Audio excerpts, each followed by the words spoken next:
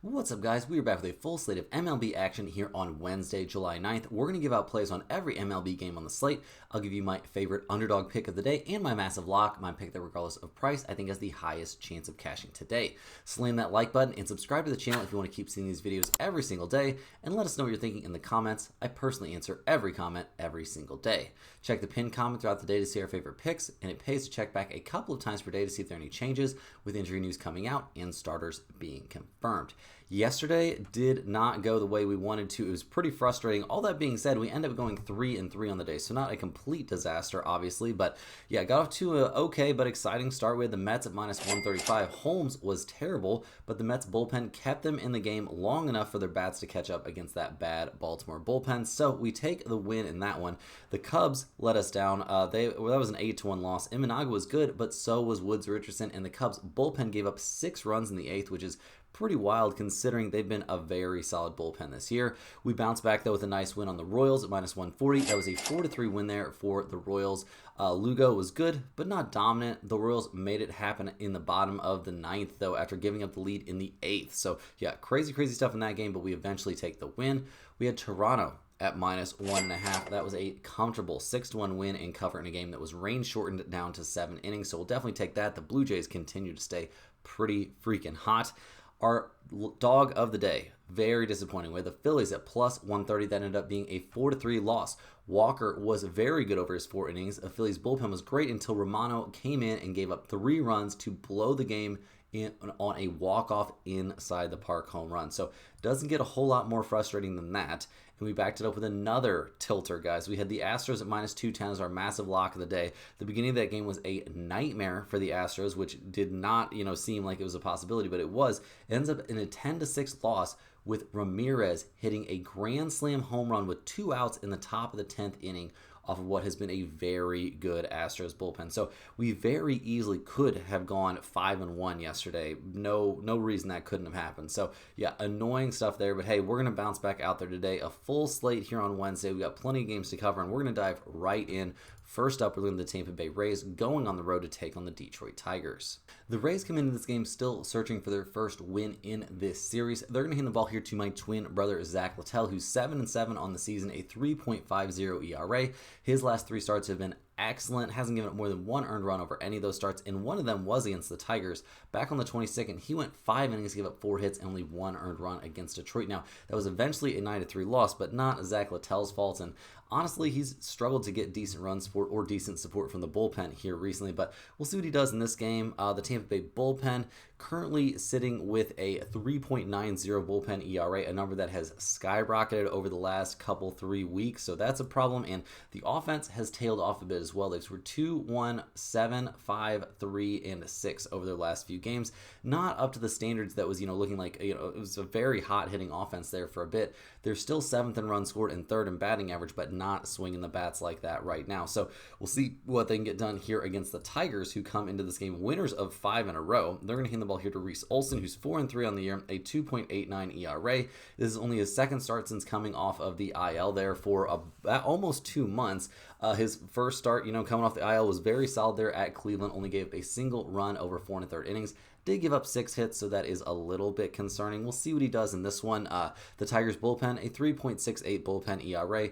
A bullpen that's been very good this year in general, but has had a couple hiccups here recently, but not a bullpen that I'm super worried about. And the offense, cruising right along, guys. 4, 5, 7, 1, and 2 runs over their last few games. It seems like they've still got it pretty figured out there at the plate. They're 6th in runs scored, 10th in batting average. They're also a top 6 slugging percentage team. So a big improvement there for the Tigers at the plate this season. So looking at the numbers here, guys, the Rays are plus 130. The Tigers are minus 150. We've got a total of 8. Tampa Bay is 21-16 on the road, 20-17 to the under on the road. Detroit is 30-14 at home, 24-17-3 to the under at home. So given these numbers, you could look at the under if you wanted to, and I definitely don't hate it. I think under 8 has some value. In terms of a side, I'm going to be leaning here just slightly towards the Rays to avoid losing 3 in a row here, but not a play where I'm showing tons of value or have tons of faith. Next up, we're looking at the LA Dodgers going on the road to take on the Milwaukee Brewers. The Dodgers come into this game sliding. They've lost 5 in a row, including the first 2 games of this series, scoring only 1 run in each game. They'll hand the ball here to Tyler Glasnow, hoping he can turn things around for him. He's coming off the IL from that shoulder issue. He was out. His last start was back in late April, so we'll see what he looks like here. I don't know. He wasn't even all that sharp, before he got hurt, so I'm a little bit worried about him. I'm very worried about the Dodgers bullpen. 4.46 bullpen ERA, one of the worst 6 or 7 bullpens in the majors, and the offense not doing anything special either, scoring 1 run in each of their last 3 games. So yeah, the Dodgers having a rough time right now, no doubt about it. They're still technically the highest scoring offense in the majors, but things are not going the way they would wish they would be going here as they take on the Brewers, who are 52-40 on the year. They've won 4 out of their last 5. They'll hand the ball here to Jose Quintana, who's 6-3 on the season, a 3.44 ERA.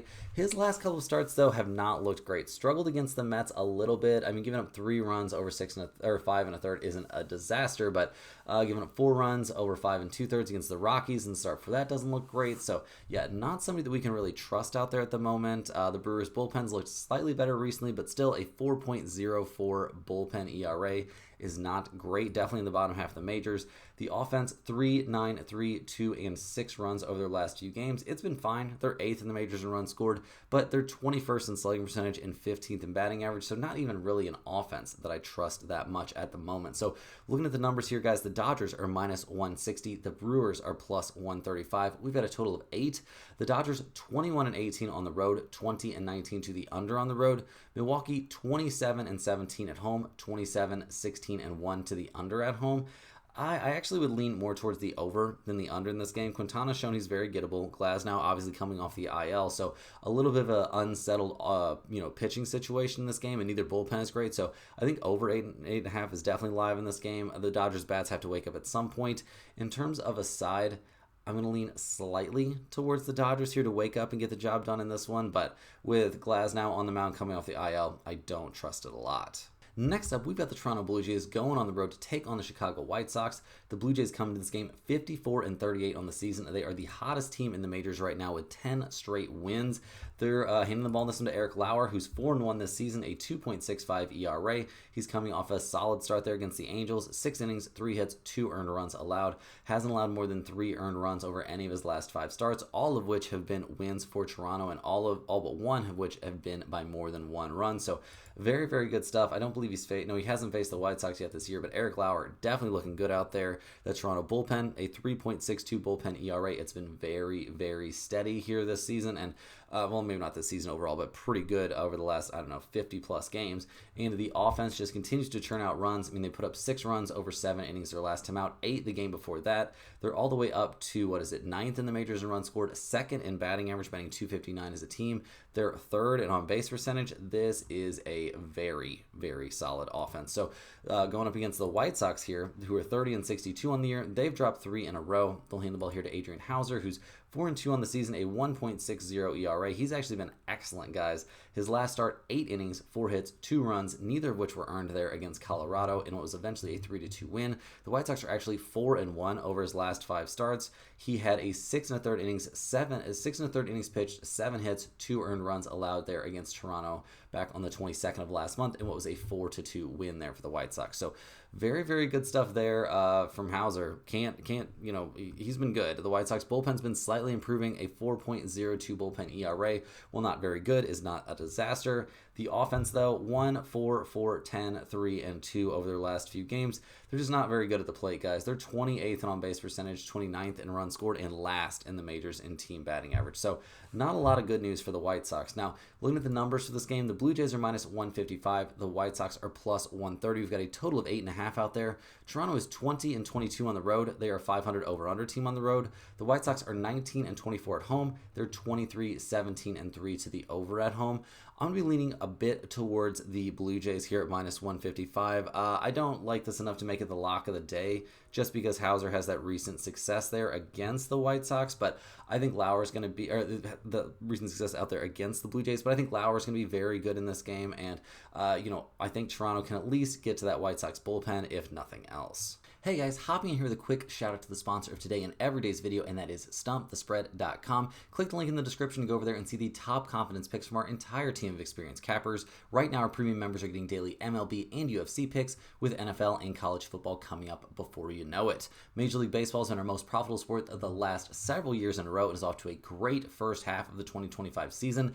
At StumpTheSpread.com, you'll be able to see exclusive free picks that are only posted there, our free-to-use bet size calculator, and our premium top confidence picks, which might not and usually will not always match what you see here in the videos, as I am not the premium capper over at Stump the Spread for MLB. We have a monster over there with many more years of experience. He's been absolutely on fire here in July.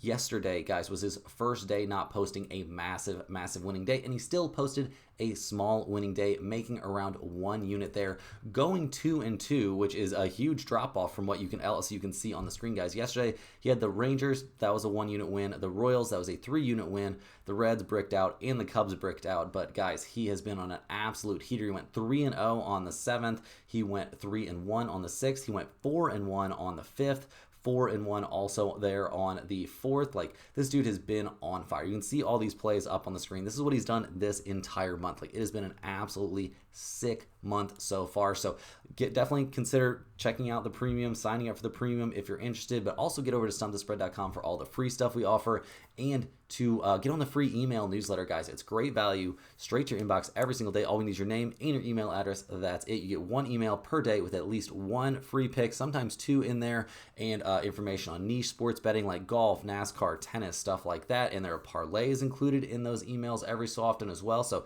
definitely a great value to you, and it's absolutely free every single day, straight to your inbox. So definitely check that out. Also, if you're interested, become a YouTube channel member by clicking the little join button right below the video. YouTube channel members get early access to all of our videos, get their names up on screen in every single video, but also, guys, you get access to our members only giveaways. We'll be giving away a Stump the Spread hoodie every single week this month. We'll be giving away another one here. Already gave one away on the 7th. We're going to give away another one here on the 14th. So become a channel member if you're interested in those giveaways. But guys, let's go ahead and hop back in. We've got a ton of games to cover here on a very loaded Wednesday slate. And next up, we're going to be looking at the Philadelphia Phillies going on the road to take on the San Francisco Giants. The Phillies come into this game 53-39 on the season, fresh off of that annoying loss there last night where they lost 4-3. They've actually lost the first 2 games of the series. They're going to hand the ball in this one to Jesus Luzardo, who's 7-5 on the year, a 4.44 ERA.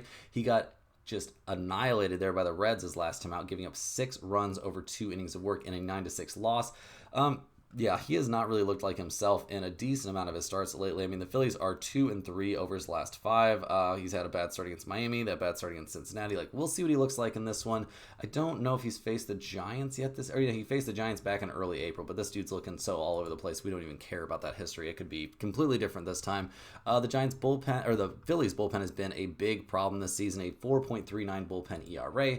The offense is also not really online, scoring 3, 1, 3, 5, and 6 over their last few games. On paper, this should be a very good offense, but they just have these nights all the time where they just don't put up anything, and they're 12th in runs scored now and 13th in slugging percentage, so not falling into the dominant category for me. The Giants actually playing great right now, winners of 4 in a row in 6 out of their last 7. They'll hand the ball here to Justin Verlander, who is 0-6 on the year, a 4.84 ERA. His last time out, he got knocked around aggressively there by the Athletics, giving up 6 earned runs over 3 innings and an 11-2 loss.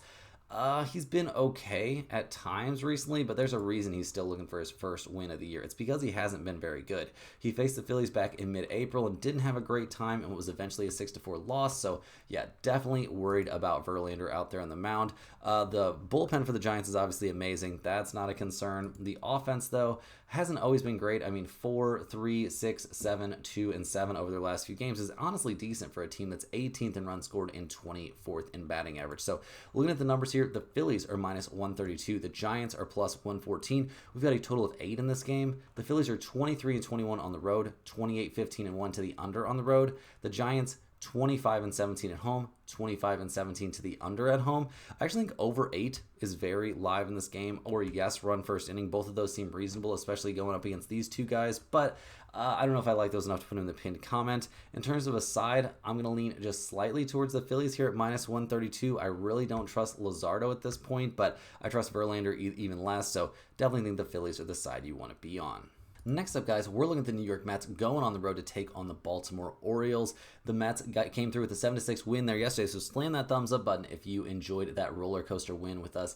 The Mets are going to hand the ball in this game to David Peterson, who's 6-4 on the year, a 3.18 ERA. His last start, a very solid one, 6 2/3 innings, 5 hits, 1 earned run there against Milwaukee, and what was eventually a 3-2 win. Seems like he might be back on track. We'll see what he can do here against the Orioles. He hasn't faced them yet this year, but I'm expecting good things from him. The Mets bullpen has looked kind of gettable recently, a 3.80 bullpen ERA, a big drop off from what we saw earlier in the season. The offense has actually been pretty good. I mean, 7, 4, 12, 6, 3, and 7 over their last few games. Juan Soto getting snubbed as an all-star. I'm expecting him to take that pretty personally and to continue to play really, really well here, right now. And the offense in general, I mean, 13th in runs scored, 17th in batting average. The Mets have shown that they can be better than that this season. The Orioles come into this game. They had just swept the Braves. They're 10 games below 500, though, still. They're going to hand the ball in this one to Tomoyuki Sagano, who's 6-5 on the season, a 4.44 ERA. His last start did not go well against the Rangers, and I would say his last two at least have been terrible. Really struggled against the Yankees, too, despite Baltimore eventually winning that game. He just has not looked that sharp here down the stretch. We'll see what he can do against the Mets. Not a team he's faced this season, but I'm definitely worried here about Sagano. The bullpen for Baltimore is why they lost yesterday, and it's been terrible all year. A 4.55 bullpen ERA is bad, and the offense has not been anywhere near where it was last season. I mean, 6, 2, 9, 3, 0, and 2 over their last few games. They're 22nd in the majors in runs scored, 23rd in batting average. Just an insane fall off from what we were seeing from them a season ago. So looking at the numbers here, the Mets are minus 148. The Orioles are plus 130. We've got a total of 10 or 9.5 out there. The Mets 19-25 on the road, 24-19-1 to the under on the road. Baltimore 19-22 at home, 22-17-2 to the under at home. Given these big numbers, you could definitely interest me in under 10 in this game. I doubt it'll be that high scoring of a contest, but I also definitely think the Mets here at minus 148 are some very solid value. I think they'll come through and win this game the vast majority of the time. I think Peterson is back on track here. I think Sagano is really struggling, and the Orioles bullpen is terrible. So yeah, definitely giving the Mets here at minus 148. Next up, guys, we've got the Seattle Mariners going on the road to take on the New York Yankees. The Mariners 48-43 on the season. They did lose game 1 of this series 10-3. They'll hand the ball here to Logan Evans, who is 3-2 on the season, a 2.96 ERA. This young 24-year-old's coming off a very good start against the Royals. 5 2/3 innings, 3 hits, no runs allowed, but the bullpen let him down, and we eventually see the Mariners lose that game 3-2. He's been pretty decent in his time with the big leagues this season. We'll see what he looks like here against the Yankees, not the easiest team to face. The Mariners bullpen has been pretty steady, a 3.68 bullpen ERA. Nobody's going to complain about that too much. The offense has been slumping recently. I mean, 3, 1, 1, 6, 2, and 3 over their last few games. Not the standard that this team has set for itself, being 15th in the majors in runs scored and 12th in slugging percentage, and generally the season has put up very respectable numbers at the plate. So we'll see what they can get done here on the road against the Yankees here in game 2. The Yankees 50-41 on the year, 3.5 games back of Toronto there in the AL East. They'll hand the ball here to Cam Schlittler. He comes into this game, fresh out of the minors, a young 24-year-old. So we'll see what he can do out there on the mound. Obviously, the Yankees have had plenty of pitching issues this season, but I mean, we'll see. We'll see what he looks like. I mean, the bullpen for the Yankees has been pretty decent this season in general, but not recently. A 4.07 bullpen ERA is a big downgrade, and the offense has been good, though. I mean, 10, 6, 6, 5, and 5 over their last few games. Seems like they're out of that little slump they were in there for quite a while. They are 3rd in the majors in runs scored, 6th in batting average, so we'll see what they can do in this one. The Mariners actually come into this game at plus 125. The Yankees are minus 146, total of 9.5 out there. Seattle 23-21 on the road, 25-18-1 to the over on the road. The Yankees 26-17 at home, 27-15-1 to the under at home. Guys, I'm actually leaning towards the Mariners here at plus 125 a bit. Not looking to back a kid coming up from the minors in his first start necessarily, and Logan Evans has looked pretty solid. I don't think he's going to be too scared of the Yankees, so give me the Mariners here at plus 125 as a potential dog of the day. Next up, we've got the Colorado Rockies going on the road to take on the Boston Red Sox. The Rockies come to this game fresh off a 10-2 loss in game 2. They've gotten blown out in each of the first 2 games of this series. They'll hand the ball here to Antonio Zensatella, who is 3-12 on the year, a 6.57 ERA. He got knocked around by the White Sox his last time out, by the Brewers the time before that. Like, this dude, just not very good. He had a couple decent starts, but it's been pretty brutal all year long. So I don't expect him to have a good time here against the Red Sox. I don't expect the Rockies bullpen to be very good at all. It's the 5th worst bullpen in the majors, and their offense is nothing special, guys. They were looking like the worst offense in the majors there for a bit. Seems like they're not quite that bad, but they're definitely bottom 3, bottom 4 in all of MLB. So not a lot of positives for the Rockies here as they take on the Red Sox, who have now won 5 in a row. They'll hand the ball here to Lucas Giolito, who's 5-1 this season, a 3.66 ERA. His last start, 7 2/3 innings, 4 hits, 1 earned run there at Washington. The Red Sox are 5-0 over his last 4-1 over his last 5 starts. 1 loss there against the Giants, but generally this dude has been lights out this season, and I'm not expecting him to struggle here against the Rockies. The Boston bullpen has been respectable for sure, a 3.55 bullpen ERA, and the offense has been absolutely on fire. 10, 9, 6, 10, and 11 over their last few games. They are 4th in the majors in runs scored. They are 7th in batting average, batting .256 as a team. This squad is absolutely swinging some of the hottest bats in baseball right now. So looking at the numbers, the odds makers are impressed as well. The Rockies are plus 240. The Red Sox are minus 305. We've got a total of 9 out there. Colorado is 11-33 on the road this season. 28-15-1 to the under on the road. Boston 25-20 at home. 24-19-2 to the under at home. Well, I'm not interested in the under, given what we've seen here recently. Probably not interested in the over either, but I will take the Red Sox here, either minus 1.5 or minus 305. Either way, definitely going to be taking them. Definitely going in the pinned comment. If we take a minus 305, that'll be as the lock of the day, and it's definitely got a chance. Rolling right along here, guys, we're looking at the Miami Marlins going on the road to take on the Cincinnati Reds. Huge shout out to that guy in the comments that was saying the Marlins were going to win there yesterday. They sure enough did, putting up the 12-2 win there in Cincinnati. The Marlins are going to hand the ball in this one to Sandy Alcantara, who's 4-8 on the season, a 7.01 ERA. He's coming off 2 straight terrible starts, 1 mediocre start. The Marlins somehow won 2 out of 3 of those, but it wasn't his fault. We'll see what he can do here against the Reds. Not maybe the scariest team, but he faced them back in late April and was mediocre against them as well. So that's not a huge shock. The Marlins bullpen, nothing too terrible recently, but nothing too special over the course of the year. We'll see if they can continue to show progress there. The offense on fire, scoring 12, 5, 1, 4, and 5 over their last few games. They're up to 19th in the majors in runs scored and 9th in batting average, but still not necessarily the scariest offense. We'll see what they do here on the road against the Reds, who come into this game losers of 4 in a row. They're going to hand the ball here to Andrew Abbott, who's 7-1 on the season, a 2.15 ERA. His last start, terrible. 3 1/3 innings, 9 hits, 4 earned runs allowed there against the Phillies. In a game we eventually saw the Reds win. The Reds are 4-1 over his last 5 starts. We'll see what Abbott looks like here against the Marlins. Has he faced the Marlins? No, he hasn't faced the Marlins yet this season. This young lefty, though, has been very good this year overall. I'm expecting good stuff from him, generally speaking. Now, the Reds' bullpen's been a problem, a 4.10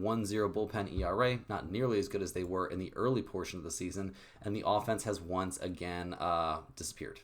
2, 1, 1, 1, and 9 over their last few games. Yeah, this offense has shown they can do that over the course of the year. They're still 10th in runs scored, but they're 20th in batting average, 18th in slugging percentage.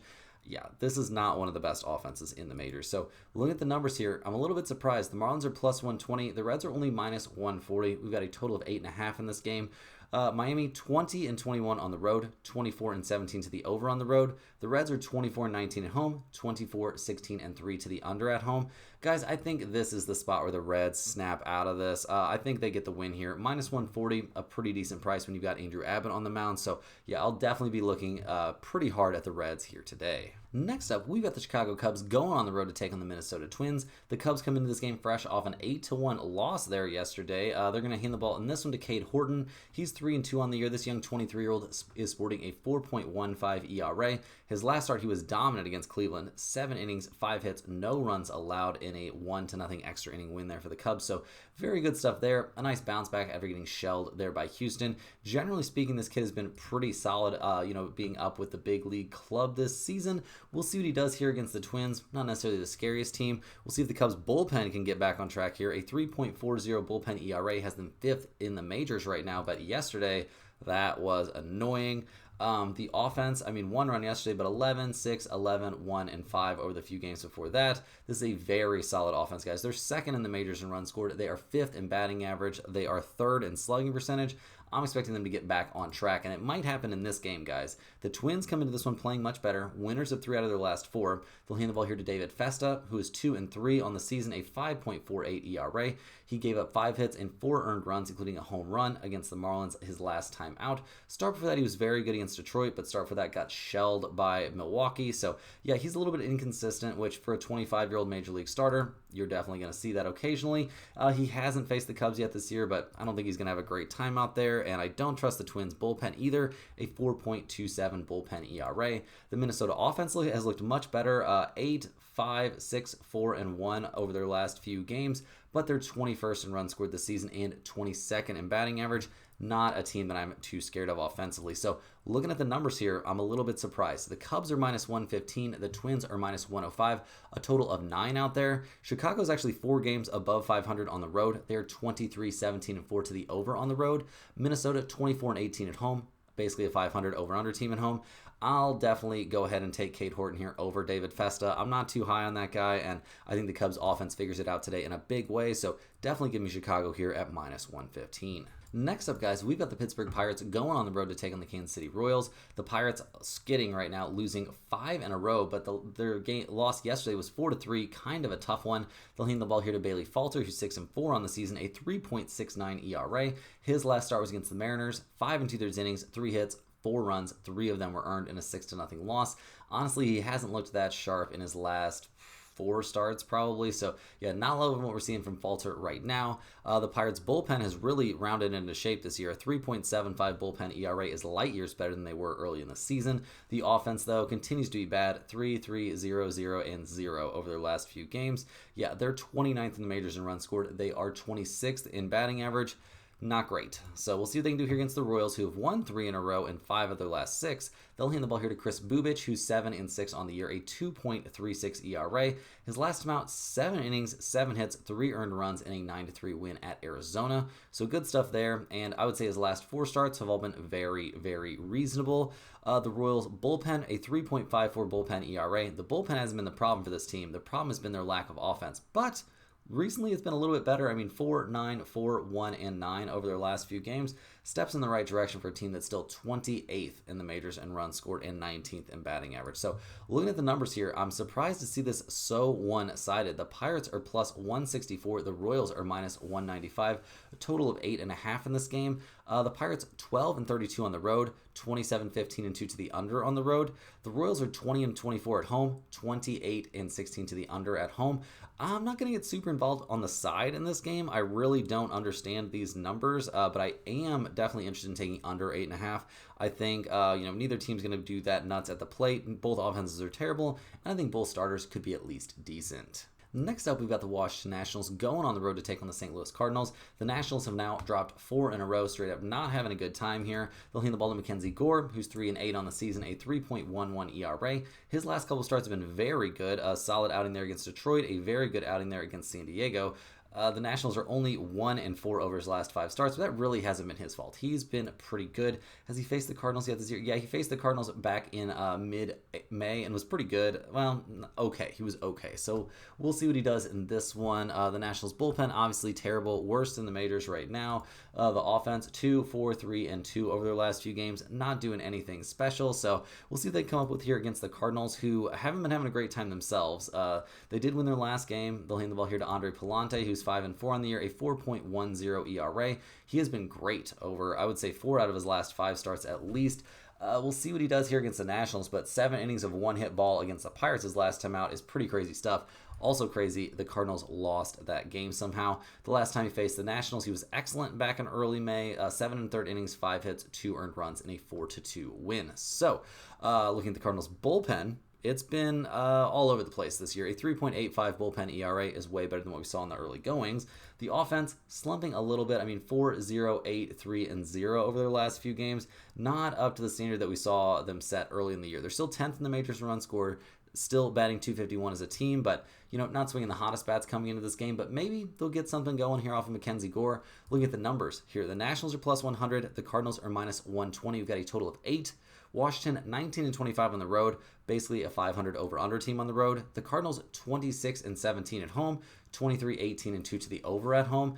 You could maybe take over 8 if you wanted to, just given these trends, but better than that, guys, I just like the Cardinals here to win at minus 120. I think Palante on the mound here will be very good against a national team he's already had success against, and he's been throwing the ball really well recently, so I think this is definitely a good spot to back the Cardinals. Next up, guys, we've got the Cleveland Guardians going on the road to take on the Houston Astros. Cleveland came through with that crazy win there yesterday. They've won the first 2 games of this series somehow. They'll hand the ball in this one to Slate Ciccone, who's 3-4 on the year, a 3.56 ERA. His last start was very solid, 6 innings, 6 hits, 2 earned runs there against Detroit. That was a 2-1 loss, but generally speaking this season, he's been very solid. Can't really say the same for the Cleveland bullpen. It's been a bit gettable this year, especially compared to how good they were last year. The offense on fire here against the Astros, but generally speaking, this year has not been very good. Jose Ramirez coming off that grand slam has to feel great, but they're still only 26th in the majors in runs scored and 29th in batting average. They're going up against the Astros here, who've now dropped 2 in a row. They've got a 6.5 game lead out there in the AL West, though, so I don't think they're too worried. They'll hand the ball here to Brandon Walter, who's 1-1 on the season, a 4.15 ERA. His last start, he got shelled by the Rockies, of all teams. That's kind of embarrassing. We'll see if he can have a good start here against Cleveland, a team he was very good against back on the 8th of last month. 6 innings, 6 hits, 2 earned runs. In a game we did see the Astros eventually lose. The Houston bullpen's been good, but maybe not lately. A 3.28 bullpen ERA, though. Definitely good over the course of the year. The offense, not necessarily killing. Well, I mean, I don't know, 5 and 6 runs here in this series. If you told me that's what they were going to score, I would have guessed they'd probably win both games, to be honest. 14th in the majors in runs scored, but first in batting average, 8th in on-base percentage. This is a good offense. So looking at the numbers here, guys, the Guardians are plus 122. The Astros are minus 144. Total of 7.5. Cleveland, 20-25 on the road. 24-17-4 to the under on the road. Houston, 32-14 at home. 27-18-1 to the under at home. I guess you could take under 7.5 here if you wanted to. I don't think that's insane, but better than that, guys. I would lean slightly towards the Astros at minus 144. I doubt they lose a 3rd straight game here, but you never know. Weirder things have happened. Next on the docket, we've got the Texas Rangers going on the road to take on the Los Angeles Angels. The Rangers come into this game fresh off a 13-1 win there in Game 2 of this series. They'll hand the ball here to Kumar Rocker, who's 3-4 on the year, a 5.80 ERA. He's been very solid over his last 4 starts, though. This kid has looked much better since coming back off the IL. Yeah, very good stuff. Really can't complain. 2 runs, and 0 runs allowed over those 4 starts. So very good stuff there. The Rangers bullpen's been amazing. 4th best in the majors this season. The offense coming off a 13-run game, I'm sure feels great. Still, though, this team not very good at the plate. 24th in runs scored, 27th in batting average. So we'll see what they can get done against the Angels, who are floundering, losing 4 out of their last 5. They'll hand the ball here to Kyle Hendricks, who's 5-6 on the season, a 4.68 ERA. He's been pretty decent over his last 5 starts, never allowing more than 3 earned runs, and the Angels are 3-2 over that span.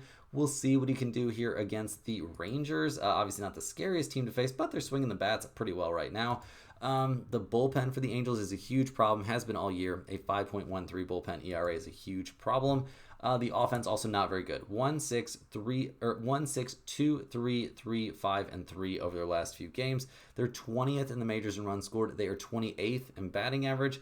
I don't know how much better this team can really get at the plate this season. So looking at the numbers here, guys, the Rangers are minus 130. The Angels are plus 110. We've got a total of 9. The Rangers are 18-27 on the road, 26-18-1 to the under on the road. The Angels are a 500 home team. They're basically a 500 over-under team at home. I'm leaning towards the Rangers here at minus 130. I like Kumar Rocker on the mound quite a bit. I am a little bit scared to take the Rangers after a 13-run game. They might have a little bit of a letdown at the plate, so this one probably not making the pinned comment. Rounding into the home stretch here, guys, we've got the Arizona Diamondbacks going on the road to take on the San Diego Padres. The Diamondbacks took a 1-0 loss in Game 2 of this series. They'll hand the ball here in Game 3 to Brandon Pfaadt, who's 8-6 on the season, a 5.42 ERA. His last start, 6 innings, 6 hits, 4 earned runs against San Francisco. The Diamondbacks are 0-4 over his last 4 starts. Definitely something to take into consideration here. We'll see what he can do against the Padres. I'm not sure if he has any great history or any history against them this season. No, apparently he hasn't faced them this year, but we'll see. Obviously, the Arizona bullpen, terrible. An ERA just over 5. The offense, 0-6, 0-7, and 3 over their last few games. Not what they need. A team with a terrible pitching staff. They got to hit the ball better. They are 4th in the majors in runs scored, but not swinging the hottest bats right now. As they take on the Padres, who are 7 games over 500, not having the season they imagined. They'll hand the ball here to Dylan Cease, who's 3-8 on the season, a 4.62 ERA. He got knocked around by the Phillies his last time out, giving up 8 hits and 4 earned runs, including 2 home runs over 6 innings of work. I mean, he's had a decent start here and there, but it has not been great this year. We'll see what he can do against the Diamondbacks, but not usually the easiest team to face. The Padres bullpen has been very good. That's at least something they can lean on, but the offense has not been there this year in general. They're 23rd in runs scored. They're 18th in batting average. Machado and Tatis were supposed to carry this team. They're having a little bit of a hard time. So we'll see what they can do here at home. The Diamondbacks come into this game plus 118. The Padres are minus 140. A total of 8 out there. Arizona is a 500 team on the road. 22-18-2 to the over on the road. The Padres 27-15 at home. 25-16-1 to the under at home. Well, I'm certainly not going to take the under in a game where Brandon Pfaadt and Dylan Cease are pitching, so that idea is out the window. If you're begging me for a side in this game, I think it'll be a close one, so I tend to lean towards the underdog, but really no huge lean here for me. Last but not least, guys, we're looking at the Atlanta Braves going on the road to take on the Sacramento, Athletics. The Braves lost 10-1 there yesterday. They're down to 39-51 on the year. They'll hand the ball here to Bryce Elder, who's 2-6 this season, an ERA of nearly 6. His last start, 5 innings, 8 hits, 4 earned runs against the Angels. Start for that got obliterated by the Phillies. Not having a good time out there on the mound. Not at all. The bullpen for Atlanta has been pretty good at 3.59 bullpen ERA. That's not the problem. But the problem has been starting pitching in their offense, which has scored 1-1, 6-2, and 1 over their last few games. They are 24th in the majors in runs scored. They are 21st in batting average. Just not a team I can get very excited about right now. So we'll see what they can do against the Athletics, who just won 10-1 there yesterday. They'll hand the ball here to Mitch Spence. He comes into this game fresh off a mediocre start at Tampa Bay, giving up 4 earned runs over 5 innings. But over his last 5 starts, he's been pretty solid. Doesn't tend to get much run support there from the Athletics offense. So yeah, not a guy that's had a great time this year in general.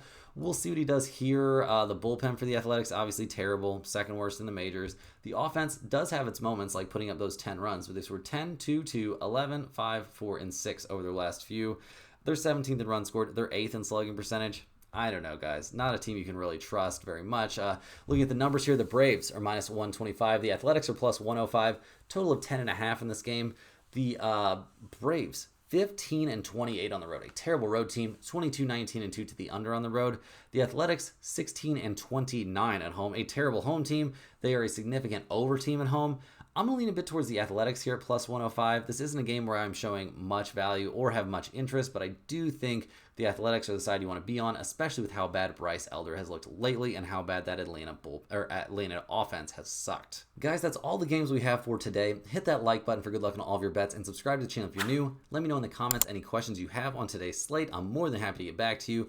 I appreciate you guys watching. Make sure you click the link in the description to get over to stumpthespread.com. Check out those red hot premium MLB picks and all the free stuff that we offer over there. Free picks, free to use bet size calculator, the free email list for sure. Gotta get on that, guys. It's free information straight to your inbox every single day.